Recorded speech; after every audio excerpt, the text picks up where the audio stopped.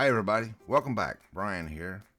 Today we're going to talk about paint storage and organization and making it versus buying it.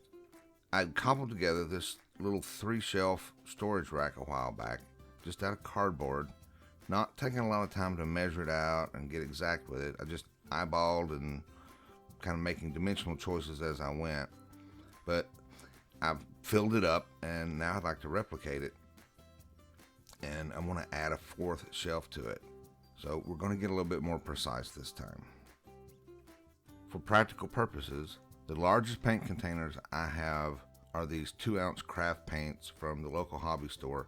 And the space I have where it's going to fit is just over 12 inches wide. This meant I'm going to get 9 bottles per shelf, and this shelf will still fit in the space I want it to go. Here I'm using a dial caliper to take some of the measurements.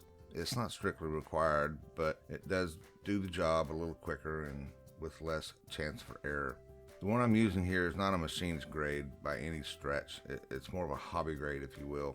It's in imperial inches, and the resolution is about 1/128th of an inch. And the machinist caliper can go down to 1/1000th of an inch, and some even less than that. I've been wanting to play around with CAD software for a long time, and I thought this would be an excellent project to try my hand at that. After a little bit of research, I chose Autodesk Fusion 360, the free version, to make a plan drawing that shows how to cut out and assemble everything, and I will make a download link below where you can get a copy of that PDF. With plans in hand, you shouldn't have any trouble if you want to change the dimensions or even add an additional shelf, but we'll be building this one from the plan today. When everything's complete, it should look something like this. Now, I'm a huge fan of cardboard, and if it's used correctly and you understand its limitations, I mean, you're not going to store gallon-sized paint cans on something like this. But for this, it's perfect. Also, cardboard's basically free. I mean, you can get it just about anywhere. I mean, if you have an Amazon account, you're probably having a hard time getting rid of it.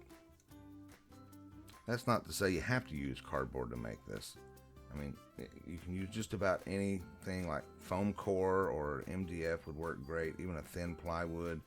You just may need to adjust your construction method slightly. So this is the structure from underneath. You can see on either end there are 3 layers of cardboard, 2 of which are step supports, and the other one is just a trim piece that also closes up the ends of the shelf. The 2 shelf supports on each end aren't strictly for structure. Well, I mean, I guess it is. You want to have a greater glue surface on the ends so that the cardboard, so just so it assembles easier. I'll show you that here in a minute. A few of the tools we're going to need for this is a measuring device, tape measure, yardstick, ruler, a good sharp pencil, and a square if you have it handy. Although if not, we can work around that. A sharp knife, a cutting board, and a straight edge. In this case, we're going to use hot glue, although you could use wood glue or even school glue if needed.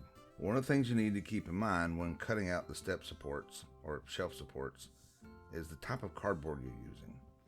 The most common type of cardboard is single ply, where this is 3 pieces of paper, 2 flat ones on either side, and then a corrugated one in the middle. This makes a single ply. 2 ply is 3 pieces of flat paper and 2 of corrugated, but by and large, the most common cardboard you're going to come across is 1 ply, and that's what we're using here today. One of the unique things I've discovered about this CAD software is it lets you break things out into individual components and show how they're oriented in the overall structure. Here you can see how the shelf supports will be oriented when the paint rack is complete. There'll be a cut plan in the PDF that shows how to lay out and cut the step supports or the shelf supports. You'll want to take note that the drawing is in decimals, but most rulers are not. So the 1.69 or 1.7 inches translates to 1 11/16.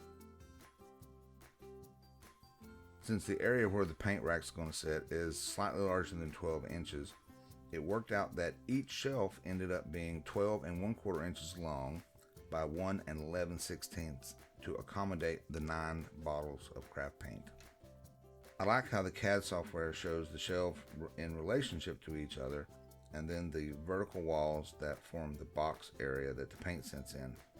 You want to take note that 3 of the walls are the same size and 1 in front is shorter. Here I show the back and side panels that help give the whole thing some rigidity. For the side panel, the final dimension will depend on the thickness of the material you used to build the paint rack. So we'll come back around to that and we'll show you how that lays out. Getting started, you'll need to have a supply of cardboard. Usually 1 good Amazon box or 2 should take care of that. I found the best way to mark out the step support or the shelf support is to do it in a grid pattern and then simply cut away the part you don't need, and then you can use that one as a template for marking and cutting out the others. Being as accurate as you can during this process will make the final assembly go much smoother. But again, your material is cardboard and it's pretty forgiving, so if you don't get everything exactly perfect, it will still go together quite nicely. If you're using a large enough box, the lid flaps are very straight and it's a perfect starting point.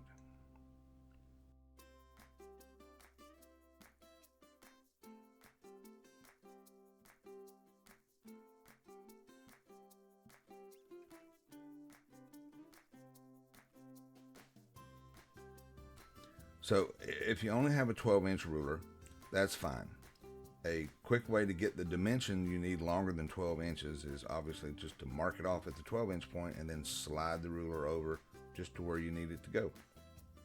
Again, depending on how big the box is, you'll need 2 or 3 blanks that are 12 and 1/4 inches long to cut out the straight strips needed for the shelves and the back wall.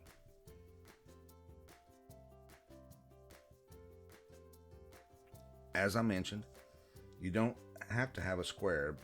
You can use the factory edges of the lid flap on the cardboard box to measure so all your cuts are at a 90-degree angle.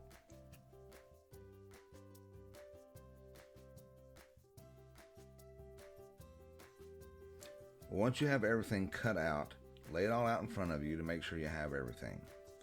Start by making the 2 end shelf supports by doubling up 2 and gluing them together.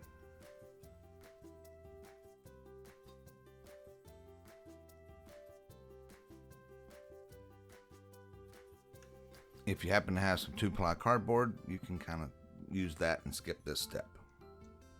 Also, I have a little bit of a confession to make. This will be the second one of these I've made because I had some recording issues with the first one, meaning I hit the pause button one too many times and didn't get any of the footage. That said, I discovered the easiest way to put this thing together is 1 step at a time.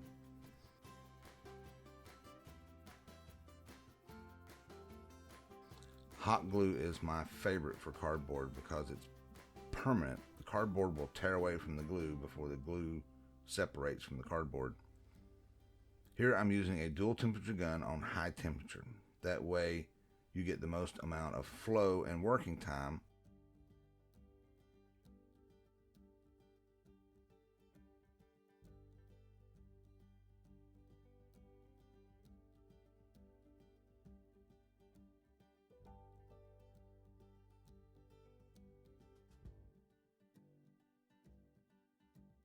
Once all 4 of the shelves are installed, you'll move on to the front wall and then the back walls. You'll want to run a bead of glue along the front of each shelf, as the glue plays a large part in the overall rigidity of the structure.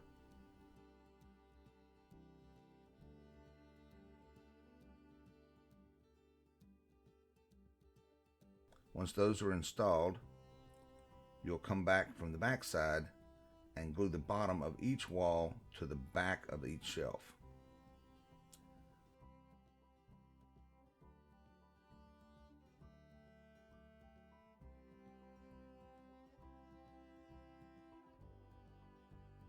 Most glue guns have a visible little bit of metal sticking out the end, and this makes a perfect tool for smoothing edges and pushing glue into seams where it would not naturally flow.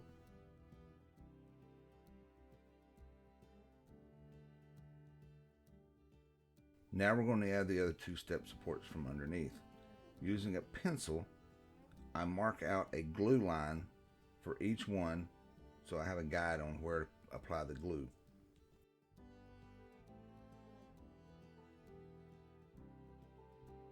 You want to use a little bit of pressure here to make sure that everything is seated in the right place and that the glue is not causing the support to be too proud from the back.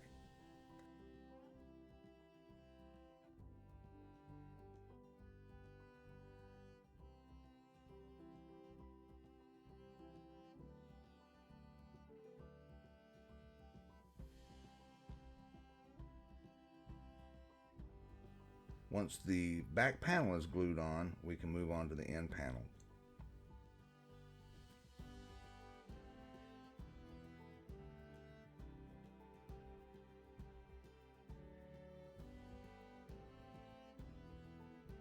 As I mentioned earlier in the video, the thickness of the cardboard or whatever material you're using will determine the final dimensions of the end panels. Here I'm using an oversized piece of cardboard with a known 90-degree right angle that I placed at the front and then hold that tight against the side of the rack so that I can mark out where to cut it.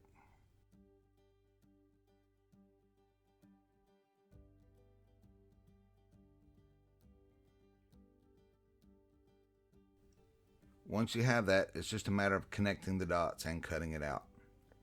Once you've checked to make sure it fits appropriately, rinse and repeat and do the other side the same way. Make sure you mark the panels so you know which one goes where, and then simply glue them on.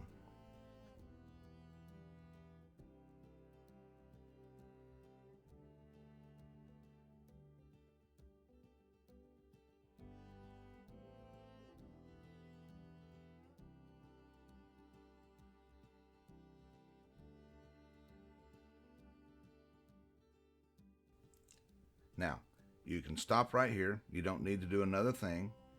It's completely functional just like it is. But if you'd like to get rid of that cardboard box look and paint it, it's pretty simple as well. You'll need some paper strips and school glue or Mod Podge to dress up the edges of the cardboard.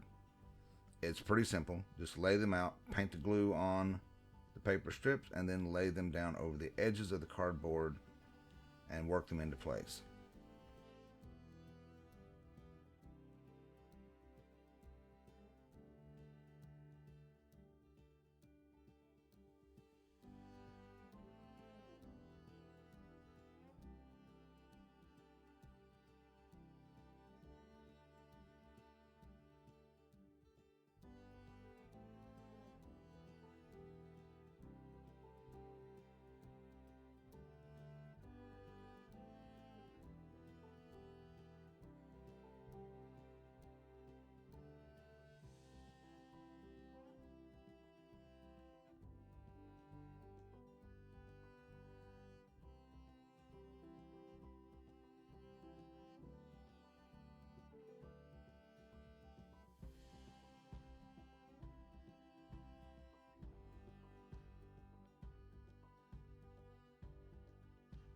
Once that's done, I recommend priming the cardboard a light gray or white color before painting it.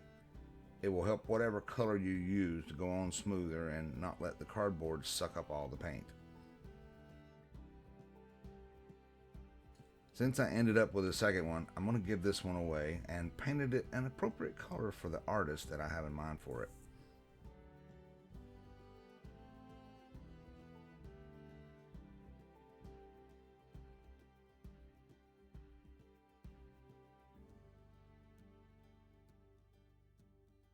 Here I'm using just a standard craft paint with the Iwata G6 spray gun and probably a half an ounce or maybe even less of the purple craft acrylic paint thinned with my homemade thinner to go through the spray gun. And as you can see, it covered really well.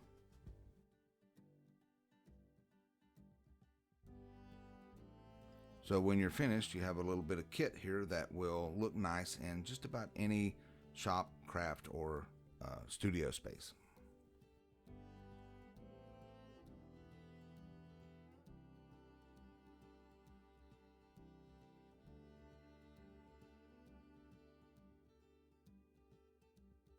Thank you so much for tuning in. And if you decide to make this, please let me know in the notes or in the comments how it went and if you see any issues we need to address in the plans. So there you are. Thanks again, and go make something.